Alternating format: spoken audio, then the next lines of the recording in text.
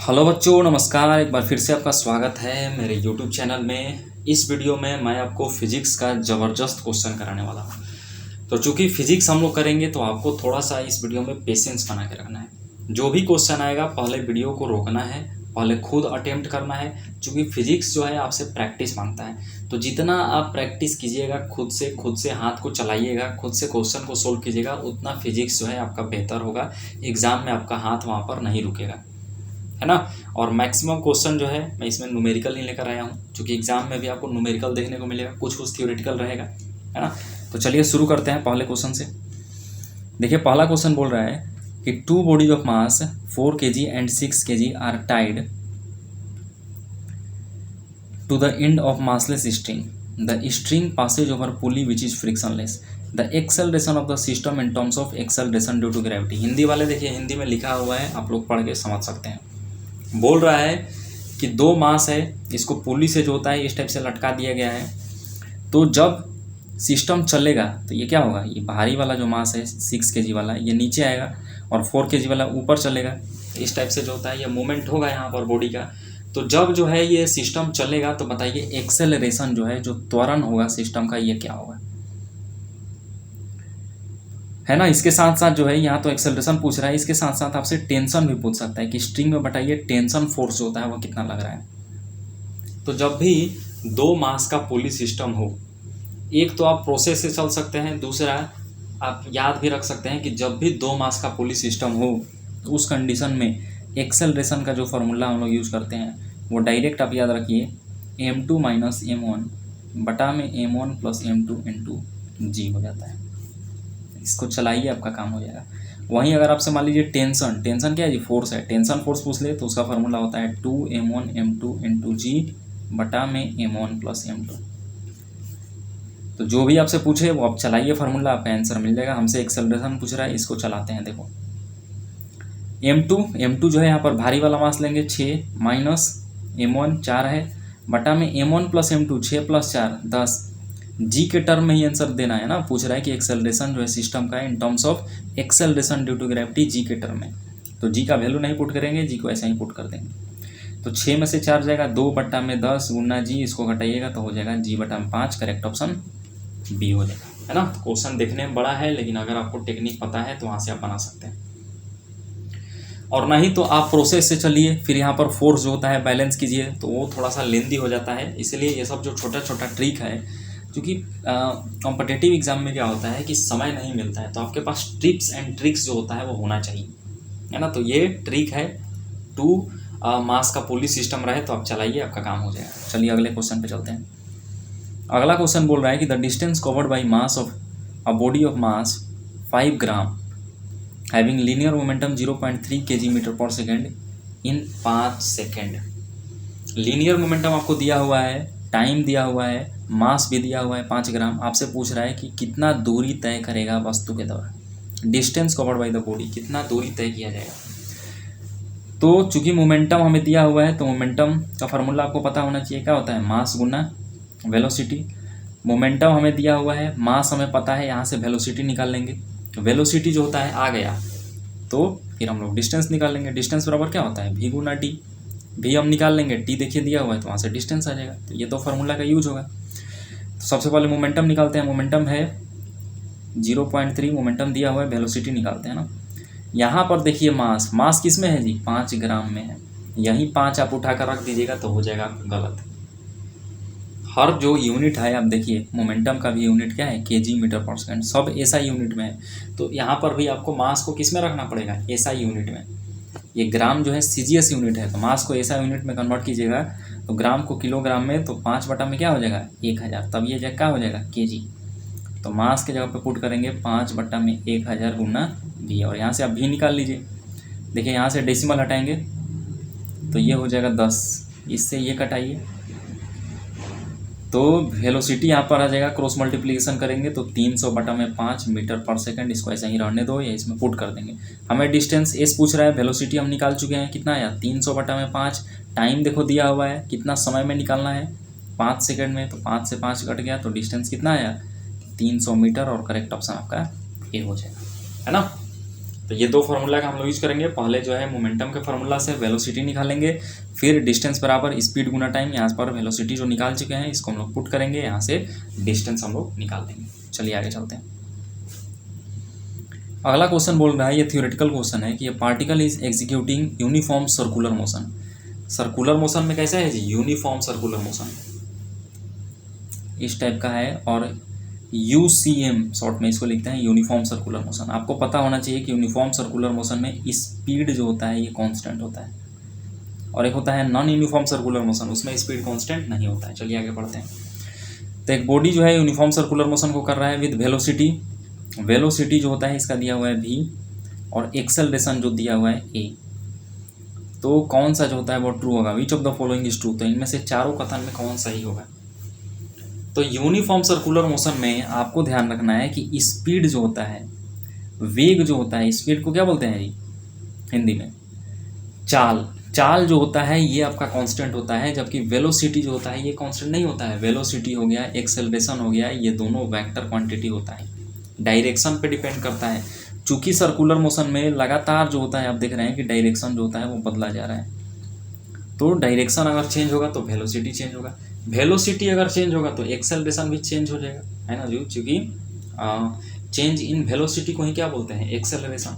तो अगर velocity change हो रहा है तो एक्सेलरेशन भी चेंज होगा। इसका मतलब यूनिफॉर्म सर्कुलर मोशन में सिर्फ और सिर्फ स्पीड कांस्टेंट होता है, वेलोसिटी और एक्सेलरेशन कांस्टेंट नहीं होता है। पढ़िए, बोल रहा है कि सही कथन आपको चुनना है। वेलोसिटी कांस्टेंट, वेलोसिटी एक समान रहता है जी, नहीं, ये ऐसा ही गलत हो जाएगा। वेलोसिटी इज नॉट कांस्टेंट, ये तो सही है। उसके बाद बोल रहा है कि acceleration is constant, acceleration fix रहता है, एक्सेलरेशन फिक्स नहीं रहता है। देखिए यूनिफॉर्म सर्कुलर मोशन में एक्सेलरेशन का जो डायरेक्शन होता है ये फिक्स रहता है, कि यूनिफॉर्म सर्कुलर मोशन में सिर्फ और सिर्फ सेंट्रीपिटल एक्सेलरेशन लगता है AC, इसका फार्मूला होता है mv²/r या फिर m⍵²r आप लिख सकते हैं। तो इसका डायरेक्शन फिक्स होता है कि हर जगह सेंट्रीपिटल एक्सेलरेशन जो है वो सेंटर की तरफ लगेगा, लेकिन इस सेंट्रीपिटल एक्सेलरेशन का वैल्यू जो होता है वो फिक्स है, ये आप नहीं बोल सकते हैं। ये कांस्टेंट नहीं रहता है, लगातार बदलते रहता है, क्योंकि वेलोसिटी जो होता है लगातार बदलते रहता है। इसीलिए बी वाला भी गलत हो जाएगा। वेलोसिटी कांस्टेंट ऐसे ही काट दीजिए, मतलब करेक्ट ऑप्शन डी हो जाएगा। मतलब यूनिफॉर्म सर्कुलर मोशन में ना ही वेलोसिटी का वैल्यू फिक्स रहता है और ना ही एक्सेलरेशन का वैल्यू फिक्स रहता है, करेक्ट ऑप्शन डी हो जाएगा। आगे चलते हैं। अगला बोल रहा है कि a point mass m is moved in vertical circular motion of radius r with the help of string. एक स्ट्रिंग के मदद से जो होता है ना, एक मास है, इसको वर्टिकल सर्कुलर मोशन में इस टाइप से जो होता है घुमाया जा रहा है। इसका रेडियस जो होता है वो r दिया हुआ है इस सर्कुलर पाथ का। तो पूछ रहा है कि the velocity of mass is, इसके बाद बोल रहा है कि जो वेलोसिटी है मास का है it's 7 √7 rg at lowest point. Lowest point पर यहाँ पर वेलोसिटी जो होता है इस मास का वो दिया हुआ है √7 rg। उसके बाद बोल रहा है the tension in the string at the lowest point. ये लोवेस्ट पॉइंट में जो ये स्ट्रिंग पर टेंशन होगा वो बताना है कि कितना होगा। क्वेश्चन बोल रहा है कि एक बॉडी है जिसका मास m है, इसको एक धागा से जो होता है बांध के इस टाइप से जो होता है गोल गोल वर्टिकल सर्कुलर मोशन में घुमाया जा रहा है ना। बोल रहा है कि वेलोसिटी जो होता है, जो वेग है इस मास का लोवेस्ट पॉइंट पे, सबसे निचले पॉइंट पे, ये आपको दिया हुआ है √7 rg। तो इसी लोवेस्ट पॉइंट पर आपको ये जो धागा है इसमें जो टेंशन फोर्स लग रहा है ये बताना है कि कितना होगा। तो एक तो आप प्रोसेस से चलिए तो हो जाएगा थोड़ा सा लेंदी। हम आपको यहाँ पर थोड़ा सा ट्रिक बताते हैं। इस ट्रिक का ब्रह्मास्त्र का आप यूज कर सकते हैं। देखिए, जब भी किसी बॉडी को जो होता है, जब भी किसी बॉडी को √n rg के वेलोसिटी से लोवेस्ट पॉइंट से फेंका जाता है, यहाँ पर भी बॉडी को निचले हिस्सा से फेंका गया है। तो जब भी किसी बॉडी को लोवेस्ट पॉइंट से √n rg वेलोसिटी से फेंका जाए, यहाँ पर n क्या है जी, n जो होता है कोई नंबर हो जाएगा। जैसे आप इसमें देखिए, ये जो वेलोसिटी यहाँ पर दिया हुआ है √7 rg, तो ये √7 rg के में जो होता है वो n का वैल्यू क्या हो जाएगा यहाँ पर 7, है ना। तो जब भी किसी वेलोसिटी को, जब भी किसी बॉडी को √n rg वेलोसिटी से फेंकिएगा तो निचला पॉइंट पे, सबसे लोवेस्ट पॉइंट पे जो टेंशन होता है वो मैक्सिमम होता है, ज़्यादा होता है, और इसका फार्मूला होता है mg × n+1। और वहीं टॉप मोस्ट पॉइंट पे, सबसे ऊपर पॉइंट पे टेंशन जो होता है, सबसे ऊपर पॉइंट पे टेंशन जो होता है ये मिनिमम हो जाता है। और इसका फार्मूला हो जाता है mg/n-5। इसको आप चलाइए, आपका काम हो जाएगा। कैसे पहचानना है कि ये फार्मूला यूज करना है? तो जब भी किसी बॉडी को उसके निचले हिस्से से किस टाइप के वेलोसिटी से फेंकना है, √n/rg, देखिए यहाँ पर √7rg इस टाइप का दिख रहा है। rg तो सेम है, n के जगह पे क्या हो गया 7, तो n का वैल्यू हमें मिल गया। अब हमें निचले हिस्सा पे टेंशन पूछ रहा है। निचले हिस्सा पे आपको पता होना चाहिए सर्कुलर मोशन में टेंशन मैक्सिमम होता है, और यहीं पूछ रहा है तो टेंशन जो होता है मैक्सिमम होगा। इसका फार्मूला हमें पता है mg/n+1। n हमें पता चलेगा कितना है 7, 7 + 1 7 और 1 8, और निचले हिस्सा पे टेंशन आपको मिल जाएगा 8 mg। करेक्ट ऑप्शन डी हो गया, खत्म हो गया। तो अगर आपको फार्मूला पता है तो देखिए आप देख रहे हैं और क्वेश्चन को बना दे रहे हैं, ट्रिक पता है तो। और नहीं पता है तो देखिए फिर आप बनाइएगा तो अंदर की तरफ जो होता है वो टेंशन लगेगा। चूंकि सर्कुलर मोशन में मूव कर रहा है तो अंदर की तरफ एक सेंट्रीपिटल एक्सेलरेशन लगेगा, नीचे की तरफ इसका अपना वेट mg लगेगा।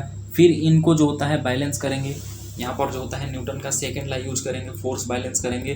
फिर यहाँ से टेंशन आप निकालिएगा इक्वेशन बना के, है ना, AC + T = mg। यहाँ से आप टेंशन निकालिएगा तो हो जाएगा प्रोसेस लेंदी। आप डायरेक्ट जो है इस फार्मूला को यूज कीजिए, दोनों को, आपका काम हो जाएगा। लोवेस्ट पॉइंट पे पूछ रहा है इसलिए हम mg/n+1 यूज करिए। हाईएस्ट पॉइंट पे पूछता है तो यहाँ पर टेंशन जो होता है कम से कम हो जाता है, मिनिमम टेंशन हो जाता है। मान लीजिए कि हमसे पूछता है हाईएस्ट पॉइंट पे, तो ये फार्मूला यूज करते हैं mg/n-5। mg n पता चल गया 7, 7 में से 5 जाएगा 2, तो टेंशन कितना हो जाता है 2 mg, है ना। चलिए आगे चलते हैं। अगला है कि ये block of mass 2 kg is placid on inclined rough surface. एक रफ सरफेस पर जो होता है इस टाइप से, स्मूथ सरफेस नहीं है जी, रफ सरफेस है। रफ सरफेस है इसका मतलब वहाँ पर फ्रिक्शन लगेगा। एक 2 kg का जो होता है मास है, हम मान लेते हैं कि m है, उसको एक रफ सरफेस पर जो होता है वो रखा गया है। कोफिशिएंट ऑफ फ्रिक्शन जो होता है म्यू दिया हुआ है इस रफ सरफेस का, है ना। तो पूछ रहा है कि नेट फोर्स न्यूटन में आपको बताना है कि ब्लॉक पर, इस ब्लॉक पर जो होता है कितना नेट फोर्स होता है लगेगा। तो सबसे पहले आप इसका फ्री बॉडी डायग्राम, जो भी इस पर फोर्स लग रहा है वो दिखाइए। नीचे की तरफ इसका अपना वेट लगेगा mg, यहाँ से इंक्लाइन है 30 मतलब थीटा एंगल पे, और ये एंगल भी आप लिख दीजिए 30 डिग्री का है। तो इसको कंपोनेंट में ब्रेक कीजिए, इधर आता है आपको पता होना चाहिए mg/sin θ आता है, अब मान लेते हैं कि भी थीटा है, और इधर कंपोनेंट ब्रेक करते हैं तो इधर आता है mg cos θ। यहाँ पर एक नॉर्मल रिएक्शन भी लगेगा ऊपर की तरफ नीचे, है ना, n। और चूंकि ये सरफेस जो होता है रफ है तो पीछे की तरफ जो होता है यहाँ पर एक फ्रिक्शन फोर्स भी लगेगा, है ना, फ्रिक्शनल फोर्स लगेगा। और ये फ्रिक्शनल फोर्स किसके बराबर होता है, μn के बराबर, म्यू गुना नॉर्मल रिएक्शन के बराबर, है ना। तो हमसे पूछ रहा है कि इस ब्लॉक पे जो है नेट फोर्स क्या होगा। तो इस ब्लॉक पे नेट फोर्स, इस ब्लॉक को चलाने का काम देखिए कौन कर रहा है। इस ब्लॉक पे जो नेट फोर्स लगेगा वो किसकी वजह से लगेगा, एक नीचे mg/sin θ की वजह से, और एक दूसरा Fr मतलब फ्रिक्शनल फोर्स की वजह से। बाकी ये दोनों कंपोनेंट तो परपेंडिकुलर हो गया, तो ये सब कैंसिल आउट हो जाएगा, ये इसको नहीं चलाने का काम करेगा। मेनली जो इनको चलाने का काम करेगा वो ये वाला और ये वाला। अब इन दोनों फोर्स को जो होता है हम लोग निकाल के देखेंगे कि कौन बड़ा है कौन छोटा है। जो बड़ा होगा वो उसको चलाएगा उस डायरेक्शन में। तो सबसे पहले आप mg/sin θ का वैल्यू निकालिए। m देखिए दिया हुआ है 2, g 10, sin θ, थीटा कितना है जी 30 डिग्री, तो sin 30 डिग्री हो जाता है 1/2, मतलब mg/sin θ का वैल्यू यहाँ पर आया 10 न्यूटन। मतलब ये जो फोर्स आप देख रहे हैं ये कितना है 10 न्यूटन। वैसे ही हम लोग फ्रिक्शनल फोर्स निकाल देंगे, है ना।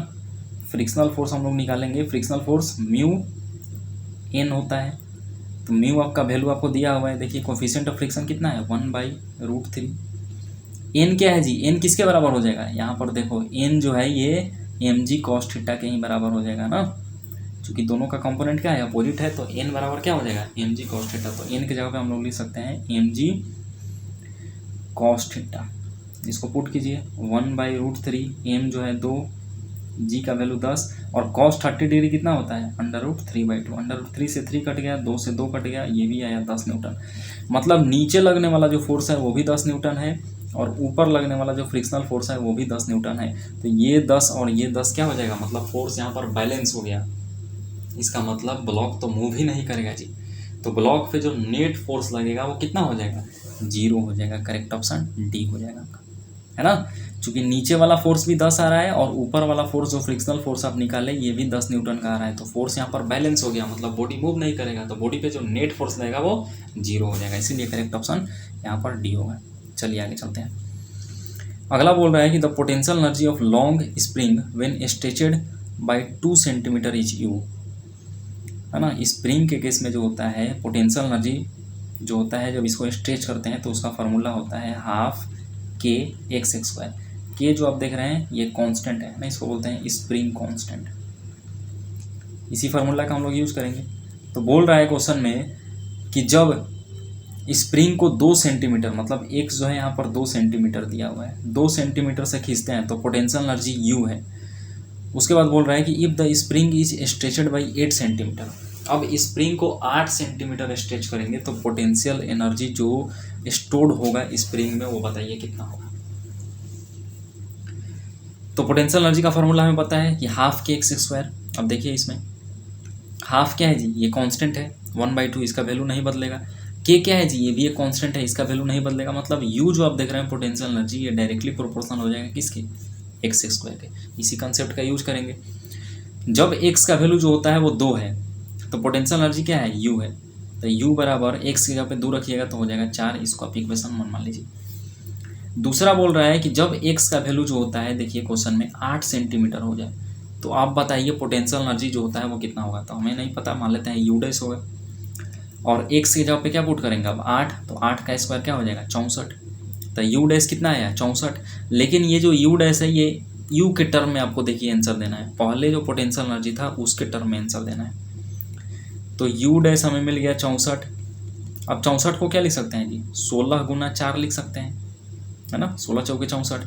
अब यहाँ पर देखिए 16 गुना 4 इसलिए लिखे हैं क्योंकि अब देखिए ये 4 जो है किसके बराबर है, यू के बराबर। तो इस 4 के जगह पे आप लिख सकते हैं 16 यू, और यहाँ से जो नया पोटेंशियल आया वो पहले के मुकाबले कितना हो गया 16 टाइम्स हो गया। तो करेक्ट ऑप्शन आपका ये हो जाएगा, है ना। आप इस टाइप से बना लीजिए या फिर आप इस टाइप से जो है रेशियो निकाल के भी आप बना सकते हैं। पहले यू था बाद में यू डैश हो गया, है ना, 2 का स्क्वायर 4 हो जाएगा और बाद में 8 सेंटीमीटर से स्ट्रेच किया गया तो 8 का स्क्वायर जो होता है 64 हो जाएगा। तो यहाँ से आप कटा दीजिएगा हो जाएगा 16 और यहाँ से यू डैश जो होता है ये 16 ही हो जाएगा। तो ये भी तरीका है, या फिर आप इक्वेशन मान के बनाइए जहाँ से भी आप बना सकते हैं। मेन जो है ये है कि यू जो है वो डायरेक्टली प्रोपोर्शनल हो जाता है एक्स स्क्वायर के। इसी कंसेप्ट का हम लोग इसमें यूज करेंगे। तो करेक्ट ऑप्शन ए आ जाएगा। अगले क्वेश्चन पे चलते हैं कि एक पार्टिकल जो है मूव कर रहा है वेलोसिटी इतना के साथ horizontally under the action of constant force instantaneous power आपसे पूछ रहा है जी। इंस्टेंटेनियस पावर का फार्मूला आपको पता होना चाहिए, एफ डॉट भी होता है ना, दोनों जो होता है वेक्टर क्वांटिटी है। एफ का वैल्यू दिया हुआ है, भी का वैल्यू दिया हुआ है, दोनों का डॉट प्रोडक्ट निकाल लेंगे, वहाँ से आपको आ जाएगा पी इंस्टेंटेनियस पावर। तो देखो एफ का वैल्यू दिया हुआ है ये वाला है 10 आई कैप प्लस 10 जे कैप प्लस 20 के कैप। डॉट प्रोडक्ट इस वक्त पे आपको आना चाहिए, बहुत आसान होता है ना। भी का वैल्यू लिखो, भी का जो है 5 आई कैप माइनस 3 जे कैप प्लस 6 के कैप। डॉट प्रोडक्ट में क्या करते हैं जी, आई वाले को आई से गुना कर देते हैं साइन के साथ, दोनों प्लस है तो प्लस हो जाएगा, तो 10 × 5 = 50 हो जाएगा। फिर जे वाले को जे के साथ गुना कर देंगे, एक जो है प्लस में है एक माइनस में है, तो प्लस माइनस क्या हो जाएगा माइनस हो जाएगा, और 10 × 30 हो जाएगा। उसके बाद के वाले को के साथ गुना करेंगे, दोनों के आगे प्लस है तो प्लस प्लस प्लस हो जाएगा, और 20 छक्का 120 हो जाएगा। अब इसको आप सॉल्व कर लीजिए तो हो जाएगा 120 और 50 170 माइनस 30 140, और पावर का यूनिट होता है वाट। तो पावर कितना आया 140 वाट। करेक्ट ऑप्शन आपका बी हो जाएगा। चलिए आगे चलते हैं। अगला क्वेश्चन बोल रहा है, देखने में बड़ा लग रहा है लेकिन पढ़ते हैं क्या बोल रहा है कि from a circular ring of mass m and radius r an arc corresponding to 90 degree sector is remove. देखिए ये बोल रहा है कि एक रिंग है, इसका मास जो है m है और रेडियस बोल रहा है कि r है ना। उसके बाद बोल रहा है कि एक 90 डिग्री का सेक्टर, देखिए ये 4 जो है यहाँ पर 90 डिग्री का इसमें सेक्टर होगा, ये वाला 90 डिग्री 2 3 4। बोल रहा है कि एक 90 डिग्री का सेक्टर ये वाला हिस्सा जो होता है वो निकाल दिया गया। तो moment of inertia of the remaining part of the ring about the axis passing through the centre of the ring and perpendicular to the plane of the ring is K dash. तो जो बचा हुआ हिस्सा है, ये जो बचा हुआ हिस्सा है हम इसको रेड से डोनेट करते हैं, ये सब जो बचा हुआ हिस्सा है इसका मोमेंट ऑफ इनर्शिया बोल रहा है कि के डैश है ना। के डैश टाइम्स जो होता है वो हो जा रहा है एम आर स्क्वायर। पहले जो इसका मोमेंट ऑफ इनर्शिया था उसका अब के डैश टाइम हो गया, तो बताइए के डैश का वैल्यू क्या होगा। बढ़िया से क्वेश्चन पढ़िए, बहुत अच्छा क्वेश्चन है ये और बहुत आसान भी है। देखिए जब यहाँ से सेक्टर को नहीं काटा गया था, जब जो है सिंपल जो है रिंग था जिसका मास m था, रेडियस r था, तो जो इसका मोमेंट ऑफ इनर्शिया होता है उसको I से सूचित करते हैं। ये मोमेंट ऑफ इनर्शिया रिंग का दिया जाता है एम आर स्क्वायर, है ना, जब सेंटर से पास करते हैं इसके, और परपेंडिकुलर होता है इसके प्लेन से और इसके सेंटर से पास किया जाता है, तो मोमेंट ऑफ इनर्शिया का फॉर्मूला होता है एम आर स्क्वायर। कब? जब इसको नहीं काटा गया था। अब क्या कर दिया गया है कि ये वाला देखिए हिस्सा काट के निकाल दिया गया है, ये वाला। तो जब आप काट के निकालिएगा तो जो नया मोमेंट ऑफ इनर्शिया होता है ये सेम ऐसा ही होता है, एम आर स्क्वायर, सेम यही वाला होता है। बस अब यहाँ पर जो आपको एम लेना है ये बचा हुआ हिस्सा का एम लेना है, तो एम डैश हम इसको लिख देते हैं। तो मोमेंट ऑफ इनर्शिया के फार्मूला में जब आप हिस्सों को काट कर निकालिएगा तो फार्मूला में कोई चेंज नहीं होता है। पहले भी फार्मूला क्या था, एम आर स्क्वायर, अब भी जो होता है हम लोग एम आर स्क्वायर यूज करेंगे। बस यहाँ पर जो आप एम यूज कीजिएगा ये बचा हुआ हिस्सा का सिर्फ मास लेना पड़ेगा, है ना जी, चूँकि इतना हिस्सा तो निकाल दिया गया। तो कितना हिस्सा जो होता है निकाला गया था, पूरा का मास है एम, हाफ सेक्टर, चूँकि एक 90 डिग्री का सेक्टर निकाला गया तो इसका मास हो जाएगा m/4, है ना जी। 4m/4 जो होता है यह है, इसका मास m/4 m/4 m/4, तो 4m/4 मिल के जो होता है m बना हुआ है एक रिंग। इसका मतलब m/4 हिस्सा को जो होता है निकाल दिया गया है। तो जो बचा हुआ हिस्सा है उसका मास कितना हो जाएगा, बचा हुआ हिस्सा का मास हो जाएगा 3/4 m। तो यहाँ पर जो m डैश आप देख रहे हैं, इस m डैश की जगह पे बचा हुआ मास लिखेंगे तो कितना बचा हुआ मास है, 3/4 एम आर स्क्वायर, है ना। और यही जो एम आर स्क्वायर आप देख रहे हैं, ये वाला एम आर स्क्वायर, यही एम आर स्क्वायर किसके बराबर है, आई के बराबर है। तो यहाँ से आप लिख सकते हैं कि आई डैश बराबर 3/4 और आई, है ना। और यही बोल रहा है आपको कि इसी जो होता है मतलब बोल रहा है यहाँ पर कि जो मोमेंट ऑफ इनर्शिया है वो के टाइम्स हो जा रहा है पहले के मुकाबले। देखिए जो नया मोमेंट ऑफ इनर्शिया आ रहा है आई डैश, ये पहले वाले के मुकाबले के टाइम्स हो जा रहा है। उसी के का वैल्यू बताना है, तो कितना टाइम्स हो जा रहा है, 3/4 टाइम्स। इसका मतलब के का वैल्यू कितना हो गया, 3/4। करेक्ट ऑप्शन आपका हो जाएगा बी वाला, है ना। तो इस टाइप से ऐसे क्वेश्चन को सोल्व करते हैं। बस मास यहाँ पर आपको कितना क्या रखना है, रिमेनिंग वाला, बस आपका काम हो जाएगा। अगले क्वेश्चन पे चलते हैं। The time period of geostationary satellite is 24 घंटा, 24 hour at height 6 RE, RE जो होता है ये रेडियस ऑफ अर्थ है, from surface of earth. The time period of another satellite whose radius 2.5 RE from the surface will. देखिए यहाँ पर time और रेडियस के बीच में रिलेशन आपको पता होना चाहिए कि टाइम जो होता है t² डायरेक्टली प्रोपोर्शनल होता है r³ के, है ना। टाइम पीरियड t क्या है, यहाँ पर टाइम पीरियड है, तो टाइम पीरियड और r जो है रेडियस है अर्थ का। टाइम पीरियड और रेडियस में जो होता है ये रिलेशन होता है कि t² डायरेक्टली प्रोपोर्शनल होता है r³ के। इसी फार्मूला का हम लोग यहाँ पर यूज करेंगे। जियो स्टेशनरी सेटेलाइट जो होता है ना, इसका इस्तेमाल हम लोग सैटेलाइट कम्युनिकेशन में करते हैं, है ना। ये सेम उसी तरीके से मूव करता है जैसे कि अर्थ जो होता है मूव करता है ना। इसीलिए इसका भी टाइम पीरियड कितना होता है, 24 घंटा का होता है। तो बोल रहा है कि एक जियो स्टेशनरी सेटेलाइट है, अर्थ के सरफेस से इसको 6 RE मतलब 6 टाइम्स जो होता है रेडियस ऑफ अर्थ के ऊपर जो होता है यहाँ पर रखा गया है ना। उसके बाद बोल रहा है कि time period of another satellite, एक दूसरा सेटेलाइट जो होता है उसको रखा गया है अर्थ के सरफेस से जो होता है 2.5 टाइम्स रेडियस ऑफ अर्थ के मुकाबले। तो बताना है इसका टाइम पीरियड क्या होगा इस सेटेलाइट का। मतलब एक आपको रखा गया है जियो स्टेशनरी सेटेलाइट अर्थ के सरफेस से कितने दूरी पर, 6 RE दूरी पे, और एक ऐसे ही नॉर्मल सैटेलाइट को जो होता है वो रखा गया है अर्थ के सरफेस से जो होता है 2.5 टाइम्स रेडियस ऑफ अर्थ। तो इस सैटेलाइट का आपको टाइम पीरियड बताना है। तो ये फार्मूला यूज करेंगे कि t² डायरेक्टली प्रोपोर्शनल होता है r³ के। तो पहले हम लोग जियो स्टेशनरी सेटेलाइट के लिए लिख लेते हैं। तो जियो स्टेशनरी सेटेलाइट का तो टाइम पीरियड दिया हुआ है 24 घंटा, तो 24 × 24 बटा में ये वाला इसका जो होता है टाइम निकालना है, तो इसको मान लेते हैं t², है ना जी, इस सेटेलाइट का। बराबर, अब इनका रेडियस लिखेंगे। अब यहाँ पर जब आप रेडियस लिखिएगा तो ये जो 6 आ रही है और जो 2.5 आ रही है, इसी को उठा के आप पुट कर दीजिएगा तो हो जाएगा आपका गलत। यहाँ पर जो आप रेडियस, ये जो आर दिख रहा है, ये आर रेडियस जो होता है ये सेंटर ऑफ अर्थ के सेंटर से जो होता है यहाँ पर रेडियस लेना होता है ना। अर्थ के सेंटर से लेंगे। सरफेस से देखिए 6 आ रही है, सेंटर से क्या हो जाएगा और आर जोड़ देंगे तो 6 आ रही प्लस आ रही क्या हो जाएगा 7 आ रही, बटा में ये कितना था जी, अर्थ के सरफेस से 2.5 आ रही था, इसमें और जो होता है आ रही जोड़ देंगे तो 2.5 आ रही और गुना आ रही क्या हो जाएगा 3.5 आ रही, और इनका क्या कर देंगे होल स्क्वायर कर देंगे, है ना।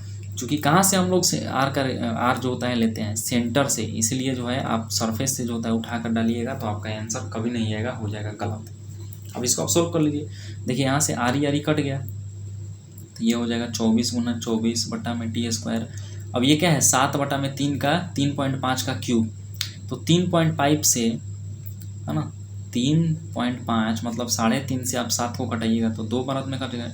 अब 2 का क्यूब कर लीजिए तो लिख सकते हैं 2 गुना 2 गुना 2, है ना। उसके बाद आप यहाँ से अब टी निकाल लीजिए तो टी स्क्वायर हो जाएगा 24 गुना 24 बटा में ये 2 गुना 2 गुना 2, ये नीचे आ जाएगा।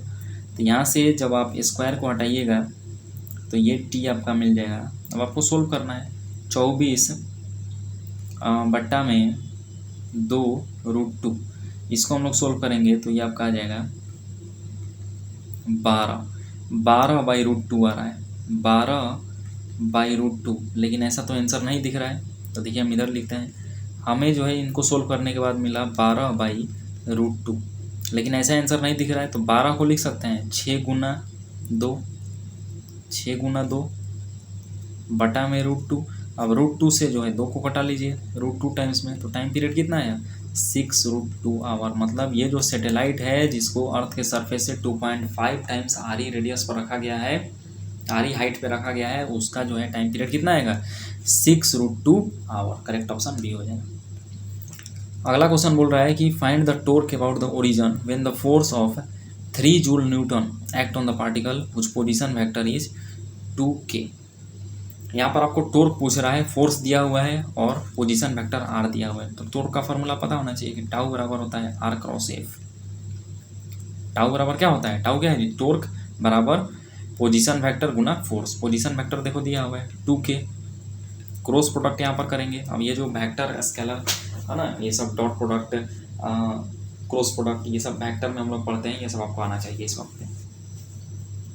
तो आर जो है 2k है, एफ देखिए कितना है 3j है। अब इसको आप सोल्व कर लीजिए तो 3 दूनी क्या हो जाएगा 6, और k और j इसको कैसे पता करेंगे, तो i इस टाइप से हम लोग बना लेते हैं, है ना।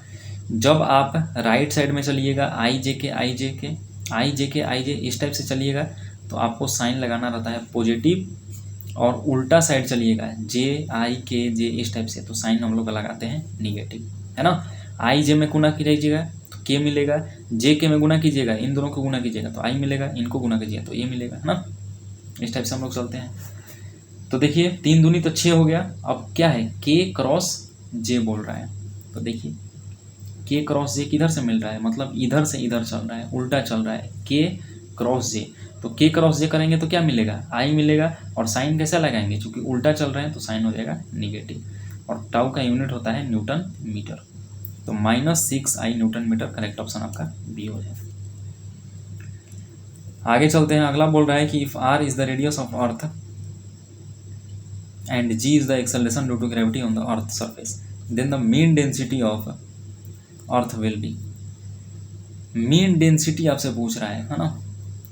एक्सेलरेशन ड्यू टू ग्रेविटी का फॉर्मूला आपको पता होना चाहिए कि g/m/r² होता है ना। m क्या है यहाँ पर, मास है अर्थ का।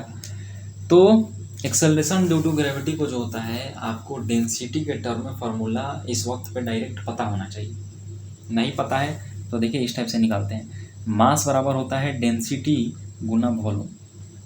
चूँकि अर्थ क्या है जी, स्फीयर है, तो उसका वॉल्यूम जो होता है वो 4/3 πr³ हो जाएगा। तो g बराबर हम लोग लिख सकते हैं कि कैपिटल G, ये तो कांस्टेंट होता है। अब ये जो मास यहाँ पर आप देख रहे हैं इसके जगह पे हम पुट करेंगे रो गुना 4/3 पाई आर क्यूब बटा में आर स्क्वायर। अब इसको आप सोल्व कीजिएगा तो यहाँ से जी का जो फार्मूला आता है डेंसिटी के टर्म में वो आता है 4/3 पाई आर रो जी। ये आपको इस वक्त पे पता भी होना चाहिए ना। एक्सेलरेशन ड्यू टू ग्रेविटी का जो फार्मूला है एक तो ये होता है ऊपर वाला, और एक डेंसिटी के टर्म में होता है कि 4/3 पाई आर रो जी। यही पूछ रहा है, आप इसमें रो पूछ रहा है आपसे। यहाँ पर जो आप रो देख रहे हैं यही क्या है, मेन डेंसिटी है। इसी के बारे में जो होता है पूछ रहा है कि ये कितना होगा, तो इसको निकाल लेंगे। क्रॉस मल्टीप्लिकेशन कर लो यहाँ से, तो 3 को इधर लेके जाओ, है ना। यहाँ से रो निकालना है तो आप 3 को इधर लेके जाइए तो 3g हो जाएगा, और बाकी सब नीचे आ जाएगा 4 पाई आर जी, है ना। तो यहाँ से रो कितना आया 3g/4 पाई आर जी। 3g/4 पाई आर जी पहला ही ऑप्शन दिख रहा है, करेक्ट ऑप्शन ये हो जाएगा। अगला क्वेश्चन बोल रहा है कि a body of weight 72 newton moves from surface of earth at a height half of the radius of earth, then gravitational potential exerted on it. बोल रहा है एक बॉडी है जिसके अर्थ के सरफेस पर जो होता है भार है 72 न्यूटन। तो मान लेते हैं कि उसका भार जो एफ है वो कितना है जी 72 न्यूटन। कहाँ है, अर्थ के सरफेस पे। इसको इक्वेशन 1 मान लेते हैं। उसके बाद बोल रहा है कि जब इस बॉडी को अर्थ के सरफेस से एक हाइट तक ले जाया गया, और वह हाइट बोल रहा है कि half of the radius of earth, है ना। बोल रहा है कि ये बॉडी है जिसका वेट 72 न्यूटन है, moves from surface of earth at a height half of the radius of earth. Earth के सरफेस से जो होता है ये r/2 के डिस्टेंस पर ले जाया गया, मतलब यहाँ पर जो है उसको पहुँचा दिया गया। तो बताइए इस जगह पे यहाँ पर ग्रेविटेशनल फोर्स कितना लगेगा। तो सबसे पहले इस जगह पे हम लोग जी डैश मतलब एक्सेलरेशन ड्यू टू ग्रेविटी निकालेंगे। तो आपको पता होना चाहिए कि जब बॉडी को जो है अर्थ के सरफेस से ऊपर लेके जाते हैं तो जो नया जी डैश होता है उसका फार्मूला होता है g × 1 - 2h/r, ये होता है। और जब डेप्थ में लाते हैं, जब अंदर की तरफ जाते हैं, तो g का फार्मूला होता है g डैश बराबर g × 1 - d/r, है ना। लेकिन जो ऊपर वाला जो आप फार्मूला देख रहे हैं ये तभी यूज करते हैं जब ये हाइट जो है वो अप्रोक्स 100 किलोमीटर, मतलब अर्थ के सरफेस से जो है वो 100 किलोमीटर के दूरी तक रहता है, तभी ये फार्मूला यूज होता है। लेकिन यहाँ पर जो आप दूरी दिख रहे हैं ये अर्थ के सरफेस से r/2 के दूरी पर जो होता है इसको लेकर रखा गया है। इसको रेडियस ऑफ अर्थ कितना होता है जी 6400। 6400 का आधा कीजिएगा तो हो जाएगा 3200 किलोमीटर। मतलब ये 3200 किलोमीटर अर्थ के सरफेस पर रखा गया है यहाँ पर बॉडी को, और यहाँ पर आपसे ग्रेविटेशनल फोर्स पूछ रहा है। तो 100 किलोमीटर से तो बहुत ज़्यादा है जी। तो अब इस कंडीशन में आपका ये फार्मूला नहीं यूज होता है। उस कंडीशन में आपको जी डैश का फार्मूला यूज करना है g × RE बटा में RE + h। RE क्या है, रेडियस ऑफ अर्थ का होल स्क्वायर, है ना। इसको आप यूज कीजिए। देखिए इसको यूज करते हैं तो जी डैश बराबर आ जाएगा, मतलब इस जगह पे हमें एक्सेलरेशन ड्यू टू ग्रेविटी जो नया मिलेगा उसका फार्मूला ये हो जाएगा, और उसको पुट करते हैं। जी RE तो ऐसा ही है, R को रहने दीजिए, R radius of earth, R plus अब ये h कितना हो गया जी, h जो है ये अर्थ के सरफेस से जो है हाइट है, तो h कितना है r/2 है, इसका स्क्वायर ना। इसको आप सोल्व कीजिए तो जी डैश बराबर जी, हम इसको सोल्व करते हैं तो ये चला जाएगा 2r ऊपर और नीचे में हो जाएगा 3r, इसका स्क्वायर, r से r घटा दीजिए तो यहाँ से जी डैश मिलेगा g × 4/9, है ना। 2 का स्क्वायर 4 और 3 का स्क्वायर 9। तो जो नया आप देख रहे हैं कि जी डैश मिल रहा है वो कितना मिल रहा है जी g × 4/9। तो जो नया जो हमें फोर्स मिलेगा इस जगह पे, जो नया ग्रेविटेशनल फोर्स मिलेगा वो कितना बराबर हो जाएगा, m मास तो सेम है जी, क्योंकि बॉडी तो वही है, तो वेट तो मास तो सेम है इसका, m × नया जी डैश के बराबर। तो m को ऐसे ही रहने दो। अब जो नया जी डैश है वो कितना आया g × 4/9। अब ये जो आप mg देख रहे हैं ये mg किसके बराबर था जी, यहाँ से देखो ये mg किसके बराबर था 72 के बराबर।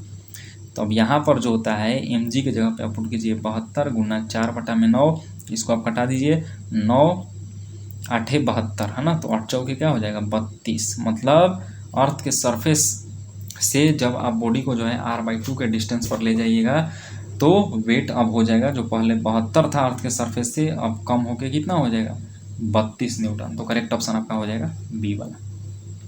चलिए आगे चलते हैं।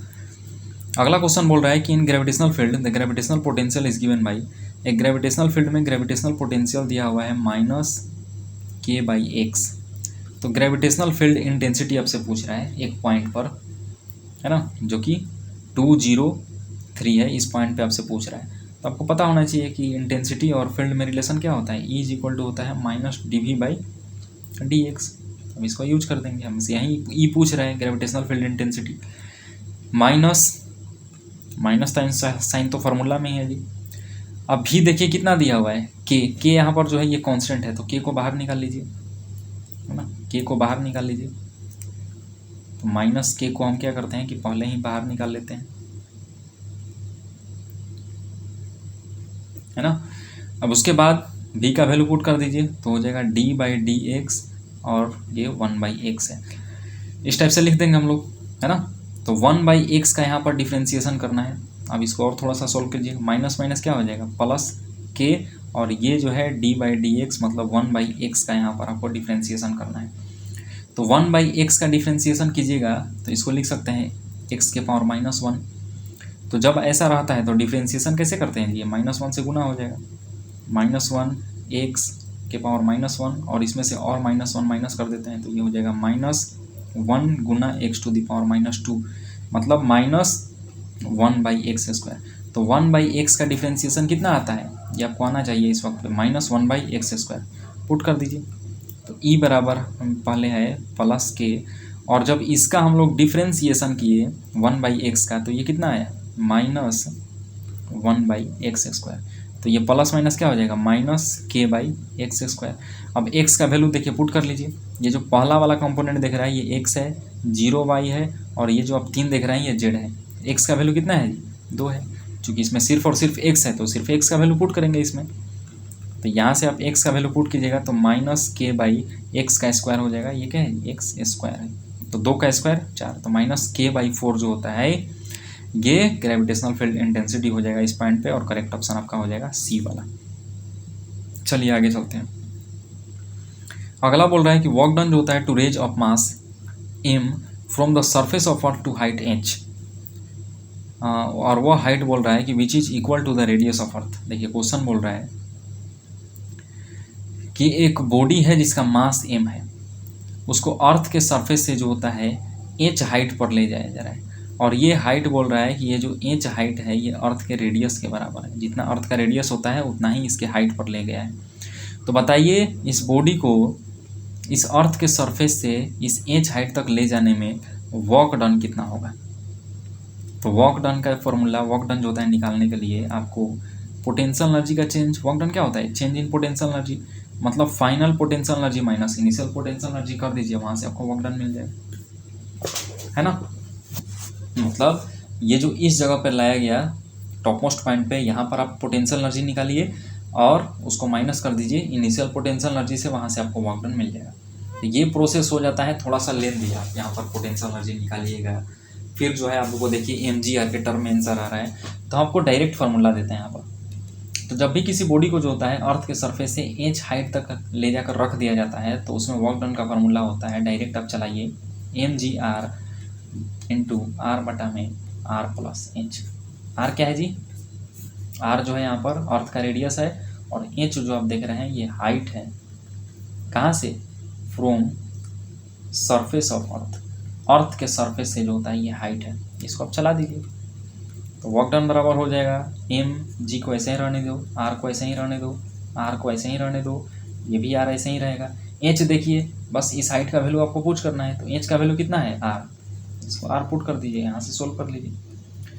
mgr गुना r बटा में नीचे r+r कितना हो जाएगा 2r, r से r कटाइए तो ये कितना आया, तो वर्क डन जो होता है वो कितना मिला हमें mgr/2, और करेक्ट ऑप्शन आपका हो जाएगा बी वाला, है ना, हाफ mgr या mgr/2 आप इसको बोल सकते हैं। तो या तो आप यहाँ पर पोटेंशियल एनर्जी निकालिए, यहाँ पर पोटेंशियल एनर्जी निकालिए, फिर जो है उसको माइनस कीजिए, फिर mgr के टर्म में ब्रेक कीजिए, वहाँ से भी आप कर सकते हैं, या फिर डायरेक्ट आप ब्रह्मास्त्र है ये चलाइए कि जब किसी बॉडी को अर्थ के सरफेस से h हाइट तक ले जाया जाता है तो वर्क डन करने का जो फार्मूला होता है वो mgr इंटू r/re+h, है ना, r क्या है रेडियस ऑफ अर्थ है। तो इसी में पुट किए हमें आंसर मिला mgr/2, और करेक्ट ऑप्शन आपका हो जाएगा बी वाला। अगला क्वेश्चन बोल रहा है कि particle of mass m is projected from velocity v from the surface of earth. है ना। एक वेलोसिटी v से फेंका जा रहा है और ये भी दिया हुआ है k टाइम्स v, और यहाँ पर जो आपको k बोल रहा है ये बोल रहा है कि 1 से कम है फ्रॉम द सरफेस ऑफ अर्थ। तो पूछ रहा है कि मैक्सिमम हाइट जो होता है वो कितना जाएगा। देखिए आपको पता है कि जब भी किसी बॉडी को स्केप वेलोसिटी होता है 11.2 किलोमीटर पर सेकंड, इससे फेंका जाएगा तो ये अर्थ का जो ग्रेविटेशनल फील्ड है उसको छोड़कर निकल जाएगा। मतलब अगर किसी वस्तु को अगर हम यहाँ से फेंके 11.2 किलोमीटर पर सेकंड की रफ्तार से, तो वो इस धरती को छोड़कर जो है वो पाताल में चला जाएगा, है ना। तो इसमें दो केस होता है, देखिए पहला केस होता है कि अगर आप किसी बॉडी को ऐसे स्पीड से फेंक रहे हैं, गिवन स्पीड हम उसको बोल रहे हैं, जो इसके वेलोसिटी से ज़्यादा है। तो जब इसके वेलोसिटी से ज़्यादा है तो क्या होगा कि अर्थ का जो ग्रेविटेशनल फील्ड है उसको छोड़ के वो एक स्पेस में चला जाता है, उस स्पेस को बोला जाता है इंटरस्टेलर स्पेस। तो उस वैसे केस में आपसे पूछेगा कि बताइए वहाँ पर उस बॉडी का वेलोसिटी क्या होगा। तो उसका फार्मूला डिराइव करके आता है, आपको डायरेक्ट ध्यान रखना है, √n²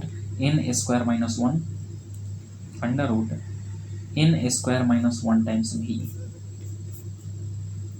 है ना। कब ऐसा होगा, जब किसी वस्तु को एस्केप वेलोसिटी मतलब 11.2 किलोमीटर पर सेकंड है, इससे ज़्यादा की रफ्तार से फेंकेंगे, तब जो है एक स्पेस को छोड़ के, जो ग्रेविटेशनल फील्ड का जो स्पेस है इसको छोड़ के जो होता है एक स्पेस में चला जाता है जिसका नाम इंटरस्टेलर स्पेस है।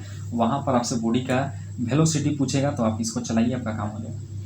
लेकिन जब जो है किसी वस्तु को ग्रेविटेशनल जो एस्केप वेलोसिटी है उस वेलोसिटी से कम वेलोसिटी से फेंका जाए, है ना। जब किसी वस्तु को भीजी क्या है, ये गिवन स्पीड है, जैसे मान लीजिए कोई ढेला को हम फेंक रहे हैं, तो हम फेंक सकते हैं कभी 11.2 किलोमीटर रफ्तार से, नहीं फेंक सकते हैं, तो कुछ हाइट तक जाएगा उसके बाद गिर जाएगा। तो इस केस में आपसे वही पूछता है कि बताइए कितना मैक्सिमम हाइट तक जाएगा। तो ये भी डेरिवेशन से आता है, आपको डायरेक्ट ध्यान रखना है, n²re1 - n², ये इस हाइट तक जो होता है वो जाता है। n क्या है जी यहाँ पर, अब n जो होता है दोनों केस में निकालने के लिए आपको क्या करना रहता है कि गिवन स्पीड बटा में इसके वेलोसिटी से आप भाग कर दीजिए, है ना। n निकालने के लिए आपको क्या करना पड़ता है, दिया हुआ स्पीड बटा में इसके वेलोसिटी से आप भाग दीजिए। तो दूसरे वाले में n जो होता है वो लेस देन कम आएगा, जो कि आपको यही कंडीशन दिया हुआ है। देखो यहाँ पर n को क्या कर लिया है, ये k मान लिया है ना, k जो है 1 से कम है। तो जब k जो है 1 से कम होगा, मतलब n का वैल्यू 1 से कम होगा, तो ये कभी भी जो होता है ग्रेविटेशनल फील्ड को छोड़ के बाहर नहीं जा सकता है, मतलब एक निश्चित हाइट पे जाएगा, उसके बाद फिर से जो होता है वो वापस आ जाएगा। तो उस केस में मैक्सिमम हाइट का फार्मूला n²re1 - n²। लेकिन जब n का वैल्यू जो है 1 से बड़ा हो जाएगा, है ना, चूंकि vg जो है वो बड़ा होगा, ऊपर वाला वैल्यू बड़ा होगा v से, तो n का वैल्यू 1 से बड़ा आएगा। तो उस कंडीशन में जो होता है वहाँ पर आपको मैक्सिमम वेलोसिटी जो होता है आपसे पूछेगा, ये फार्मूला हम लोग चलेंगे। तो यहाँ से पता चला कि ये जो क्वेश्चन है ये किस केस का है जी, आपसे मैक्सिमम हाइट पूछ रहा है, मतलब दूसरा वाला केस का है। तो मैक्सिमम हाइट का फार्मूला आपको डायरेक्ट याद रखना है, क्या होता है n²re1 - n²। यहाँ पर n के जगह पे क्या बोल रहा है क्वेश्चन में, बस k बोल दिया है ना, बस n के जगह पे क्या यहाँ पर बोल दिया है, k बोल दिया है। तो हो जाएगा मैक्सिमम हाइट का फार्मूला क्या होता है n², देखिए k²re1 - k², करेक्ट ऑप्शन पहला ही हो जाएगा ना। यहाँ पर क्वेश्चन में n के जगह पे k यूज कर लिया है, इसलिए करेक्ट ऑप्शन पहला हो जाएगा। चलिए आगे चलते हैं। अगला बोल रहा है कि the escape velocity from the earth surface is v।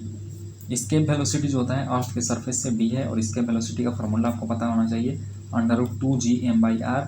इसको और आप ब्रेक कीजिएगा तो आता है √2gr, है ना, क्योंकि gm जो होता है किसके बराबर होता है, gm जो होता है इसके जगह पे आप gr² लिख सकते हैं। तो इसको पुट कीजिएगा, इसके वेलोसिटी का वैल्यू √2gr भी आता है, इसका वैल्यू भी अभी आपको बताएं कि 11.2 किलोमीटर पर सेकंड होता है, ये आप यूज कर सकते हैं, है ना। हमसे पूछ रहा है कि escape velocity from the surface of another planet having the radius 4 times of the earth and same mass density. Question बोल रहा है कि एस्केप वेलोसिटी जो होता है अर्थ के सरफेस से भी है, अच्छी बात है। तो बताइए एस्केप वेलोसिटी जो होता है एक दूसरा जो प्लेनेट है, दूसरा ग्रह है, जिसका रेडियस जो होता है वो 4 गुना ज़्यादा है अर्थ के रेडियस से, जबकि डेंसिटी जो घनत्व है वो सेम है, उसका जो है इस प्लेनेट का एस्केप वेलोसिटी बताना है। मतलब ये जो आप एस्केप वेलोसिटी का फार्मूला देख रहे हैं √2gm/r, ये m क्या है जी, ये तो मास है, मतलब मास को डेंसिटी के टर्म में आपको ब्रेक करना पड़ेगा। तो देखिए ब्रेक करते हैं, √2 जी को तो ऐसे ही रखना है। अब मास बराबर क्या होता है, डेंसिटी, जिसको रो से लिखते हैं, गुना वॉल्यूम। वॉल्यूम के जगह पे क्या लिख सकते हैं, 4/3 पाई आर क्यूब। लिखिए 4/3 पाई आर क्यूब, और ये आर तो क्या है, ये फार्मूला नहीं है। यहाँ से आप कटाइए आर से, ये आर स्क्वायर को हटाइएगा आर क्यूब को, तो आ जाएगा आर स्क्वायर। और तो कुछ कटने वाला है नहीं। तो देखिए यहाँ पर हो क्या रहा है, ये जो इसके वेलोसिटी है किसके प्रोपोर्शनल हो रहा है। देखिए 2 क्या है, कांस्टेंट है, इसका वैल्यू फिक्स होता है। जी क्या है, जी ये भी ग्रेविटेशनल कांस्टेंट है, ये भी एक फिक्स वैल्यू होता है। 4/3 ये भी कांस्टेंट है, पाई का वैल्यू भी कांस्टेंट होता है। मतलब ये जो आप भी देख रहे हैं इसके वेलोसिटी, ये किसके प्रोपोर्शनल है, ये किसके प्रोपोर्शनल है, यहाँ पर जो है डेंसिटी भी होगा, है ना। चूँकि मास को क्या लिखेंगे, मास की जगह पे ये जो m दिख रहा है इसकी जगह पे रो गुना 4/3 पाई आर क्यूब।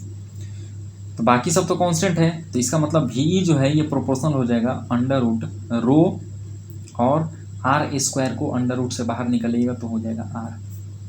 तो वी जो आप देख रहे हैं इसके वेलोसिटी ये किसके प्रोपोर्शनल आ रहा है, √ रो मतलब डेंसिटी के, और गुना रेडियस के। क्वेश्चन में देखिए बोल रहा है कि डेंसिटी भी हम लोग सेम कर दिए हैं, डेंसिटी को भी अब सेम कर दिया गया है। इसका मतलब अब जो है इस क्वेश्चन के अनुसार वी डायरेक्टली प्रोपोर्शनल है सिर्फ और सिर्फ रेडियस के, सिर्फ और सिर्फ रेडियस के, बना लीजिए। तो पहले इसके वेलोसिटी देखिए अर्थ का भी है, कब, जब अर्थ का रेडियस आर है। बाद का जो है आपसे इसके वेलोसिटी पूछ रहा है, मान लेते हैं वी डैश, कब, उस प्लेनेट का पूछ रहा है, कब, जब उसका रेडियस जो है वो 4 टाइम्स हो जाए अर्थ के रेडियस से। तो इस कंडीशन में हम लोग यूज कर देंगे, आर से आर कट गया तो यहाँ से आपको वी डैश मिल जाएगा 4 टाइम्स वी। मतलब ये जो प्लेनेट है इसका जो इसके वेलोसिटी हो जाएगा वो 4 गुना ज़्यादा हो जाएगा अर्थ के इसके वेलोसिटी से ना। तो यहाँ से हम लोग ये वाला यूज कीजिए, वहाँ से जो होता है रेशियो हम लोग बनाए डायरेक्टली प्रोपोर्शनल वाला, और वहाँ से हमें वी डैश मिल गया। चलिए अगले क्वेश्चन पे चलते हैं। बोल रहा है कि वायर जिसका लेंथ एल है, एरिया ए है, is hanging from fix support, the length of the wire change to L1। पहले वायर का लेंथ एल था, अब जो है L1 हो गया। When the mass m is suspended from free and. देखिए बोल रहा है कि एक वायर है जिसका लेंथ एल है, एरिया जो है क्रॉस सेक्शन ए है ना। उसके बाद बोल रहा है कि जब इसमें m मास, जब इसमें एक m मास का वस्तु को जो है टांग दिया गया, तो जो पहले इसका लेंथ l था, अब ये जो लेंथ हो गया, चूँकि थोड़ा सा एक्सपेंड करेगा ये, अब ये जो लेंथ हो गया ये L1 हो गया, अब ये जो लेंथ हो गया ये L1 हो गया। तो बोल रहा है कि एक्सप्रेशन ऑफ यंग्स मॉडुलस, आपसे गामा पूछ रहा है कि गामा क्या होगा। ऐसा क्वेश्चन हम आपको एक बार कराए थे कि जब भी जो होता है वायर आए उसमें जो होता है मास को टांग दिया जाए, वहाँ से आपसे कोई पूछ ले कितना स्ट्रेच हुआ, कुछ भी चीज़ पूछे तो वहाँ पर आपको यूज करना है, वहाँ पर आपको वायर को अब बना लेना है क्या है, स्प्रिंग। अब वायर को आपको स्प्रिंग समझना है, और स्प्रिंग में आपको पता है कि F बराबर हम लोग यूज करते हैं kx, और इस k का वैल्यू ही बताया था कि k का वैल्यू यहाँ पर यूज करना है गामा A/L, है ना। तो F बराबर kx, यही जो होता है स्प्रिंग के लिए फोर्स होता है। k के जगह पे बस यहाँ पर यूज करना है गामा A/L, तो k के जगह पे क्या लिखेंगे, गामा जो कि Young's modulus, A area by L length, गुना x क्या है जी, x है कितना चेंज हुआ लेंथ में, x क्या है यहाँ पर, चेंज इन, मतलब एक्सटेंशन है ये, कितना लेंथ में चेंज हुआ। तो देखिए पहले लेंथ था L, पहले लेंथ था आपका L, बाद में हो गया L1, तो बदला कितना, मतलब चेंज कितना का हुआ, चेंज निकालेंगे तो कैसे निकालेंगे, L1 माइनस L। तो x के जगह पे यहाँ पर क्या लिखेंगे, x के जगह पे जो होता है यहाँ पर लिखेंगे L1 माइनस L, है ना, क्योंकि x यहाँ पर क्या है, एक्सटेंशन है। और ये जो आप f देख रहे हैं, इसके f की जगह पे आप इसको mg लिख सकते हैं ना जी, इसका अपना वेट लिख दीजिए। यहाँ से f की जगह पे क्या लिख सकते हैं, यही mg जो होता है सिर्फ और सिर्फ लग रहा है, तो इस टाइप से आप लिख लीजिए फार्मूला की मदद से। अब यहाँ से आपसे क्या पूछ रहा है, ये गामा पूछ रहा है, तो अब गामा निकाल लो, तो L को इधर लेके जाओ तो हो जाएगा mg/L बटा में A, और ये क्या हो जाएगा L1 माइनस L। तो गामा जो यंग्स मॉडुलस आया वो कितना आया, mg/L, mg/L, ये तो नहीं होगा, ये भी नहीं होगा, ये भी नहीं होगा, मतलब करेक्ट ऑप्शन सी हो जाएगा, है ना।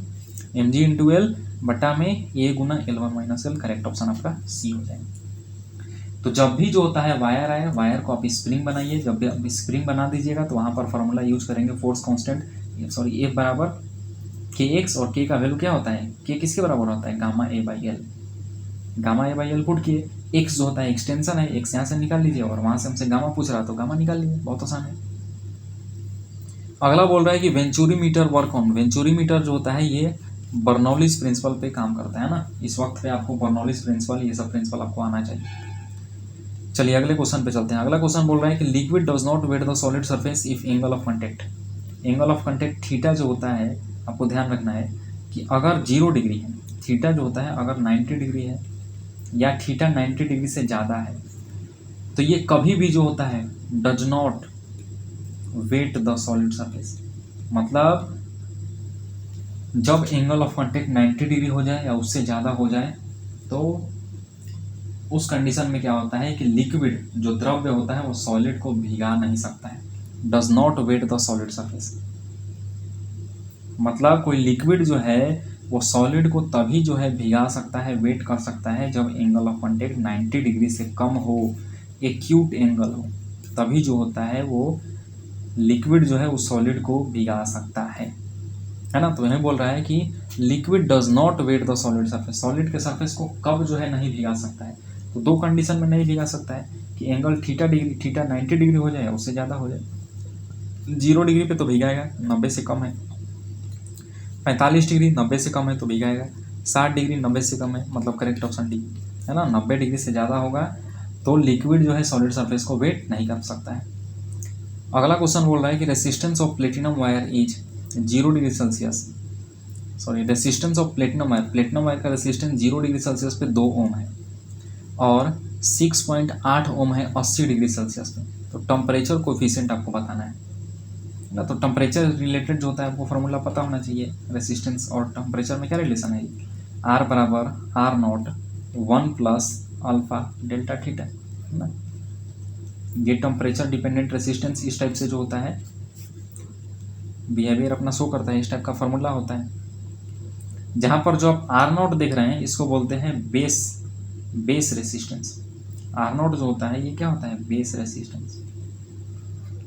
और ये जो आर नॉट होता है ये आपको वैल्यू 0 डिग्री सेल्सियस पे, 0 डिग्री सेल्सियस बेस टेम्परेचर पे जो रेसिस्टेंस होता है वहीं यहाँ पर आर नॉट का वैल्यू होता है।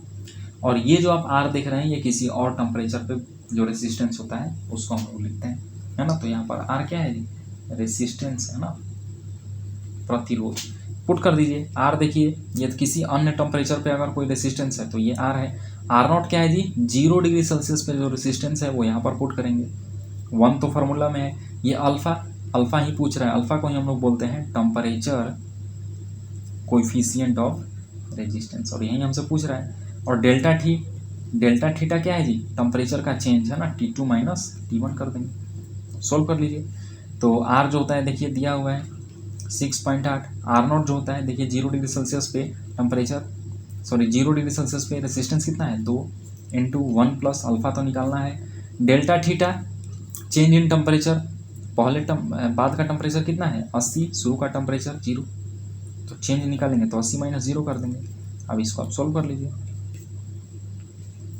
तो यहाँ से 2 से आप कटाइए 6.8 को तो हो जाएगा 3.4 बराबर 1 प्लस ये जो है 80 माइनस 0 80 हो जाएगा तो 80 अल्फा हो जाएगा। अब इस 1 को जो है बराबर के इस साइड लेके आइएगा तो 3.4 में से 1 घटेगा तो हो जाएगा 2.4 बराबर 80 अल्फा, और यहाँ से अल्फा निकाल लीजिए तो हो जाएगा 24, डेसिमल हटाते हैं तो 10 हो जाएगा और गुना 80। अब इसको आप सोल्व कर लीजिए, तो इसको आप सोल्व कीजिएगा 8 से कटा लीजिए, 8 तरीके 24, 8 दहिया 80 तो हो जाएगा 3, और ये जो 2 आप जीरो देख रहे हैं इसको ऊपर लेके जाइएगा तो 3 गुना 10 के पावर माइनस 2 क्या डिग्री पर डिग्री सेल्सियस है ना। जो अल्फा जो टेम्परेचर कोएफिशिएंट होता है इसका यूनिट पर डिग्री सेल्सियस होता है। तो अल्फा जो हमें मिला टेम्परेचर कोएफिशिएंट ऑफ रेजिस्टेंस वो कितना मिला 3 गुना 10 के पावर माइनस 2, और एक ऑप्शन दिख रहा है करेक्ट ऑप्शन आपका हो जाएगा डी वाला है ना। तो ये फॉर्मूला को यूज करेंगे आपका काम हो जाएगा। तो ये रहा आपका जो होता है ज़बरदस्त न्यूमेरिकल जो होता है फिजिक्स का। आई होप जो है आपको बनाकर मजा आया होगा। पहले आपको खुद बनाना था, फिर जो है आपको सॉल्यूशन जो है वो देखना था। तो मिलते हैं ऐसे ही एक ज़बरदस्त वीडियो में। That's all, thank you so much.